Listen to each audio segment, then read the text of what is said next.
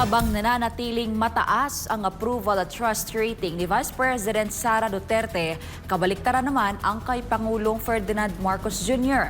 Batay kasi sa pinakahuling pahayag survey ng Publicus Asia, mas lalo pa ngang sumadsad ang ratings ni Marcos Jr. Sabi naman ng kaalyado ng mga Duterte, ang kulelat na grado ng Pangulo ay hindi na raw katakataka pa. Si Jason Rubrico magbabalita. Dahil sa sunod-sunod at walang katapusang issue ng korupsyon at paglobo ng presyo ng mga bilihin na pinatindi pa ng kontrobersyal at iligal na pag-aresto kay dating Pangulong Rodrigo Duterte, tuluyan na ngang ibinagsak ng mga Pilipino ang performance rating ni Pangulong Ferdinand Marcos Jr. Patuloy na dumadaos-dos ang approval at trust rating ni Pangulong Ferdinand Marcos Jr. Batay sa pahayag 2025 first quarter survey ng Publicus Asia, bumagsak sa 19% ang approval rating ni Marcos Jr. mula sa dating 33% noong nakaraang quarter. Mula naman sa dating 23%, bumagsak sa 14% ang trust rating ni Marcos Jr. habang sumirit naman sa 63% ang distrust rating laban sa kanya. Ayon sa survey, maliban sa walang katapusang ma-issue ng korupsyon at inflation, ang paghain ng gobyernong Marcos Jr. kay dating Pangulong Duterte sa International Criminal Court ang tila nagpalala pa sa kabuuang performance ni Pangulong Marcos. Kasabay naman ang patuloy na pagbulusok ng grado ni Marcos Jr. ay siya namang paglakas pang lalo ng suporta para kay Vice President Sara Duterte. Mula sa dating 37%, umakyat sa 42% ang approval rating ng pangalawang Pangulo. Tumaas din sa 39% ang trust rating ni VP Sara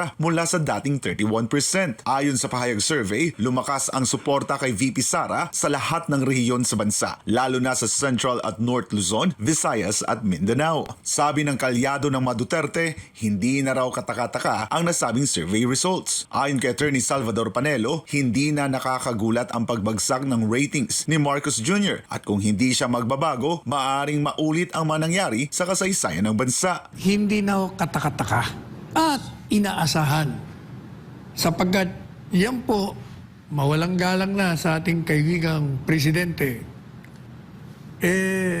That is a handwriting on the wall. Yan po ay nagpapakita na kung hindi po talaga magbago ang inyong mga pamamaraan sa pamamalakad ng ating bansa, maniwala kayo, mauulit ang nangyari sa ating kasaysayan na nakalulungkot, na ayaw nating mangyari, pero mukhang mangyayari pag hindi kayo nagbago, ang pangatlong pag-aalsa ng taong bayan. Binigyang diin pa ni Panelo na ang taong bayan mismo ang nagluklok sa mga nasa ehekutibo at lehislatura upang magsilbi ng tapat at buong puso sa bansa. Ngunit sa halip na unahin ang kapakanan ng sambayanan, tila kabaligtaran ang nagaganap, isang realidad na hindi dapat ipagwalang bahala. Hindi yung sila pa ang magpapakanulo at magtataksil sa mga sinumpaan nilang oath nung sila ay naging mga public officials. Dagdag pa niya, dapat nang kumilos ang administrasyon bago mahuli ang lahat. Kaya we're addressing the people in the government, especially the hierarchy, those who wield political power. Huwag na po kayong maghintay na magkakaroon pa ng 3 EDSA. 3. Tayo'y magkapit-bisig bilang mga Pilipino. Magpatawaran tayo. Kalimutan muna natin ang politika.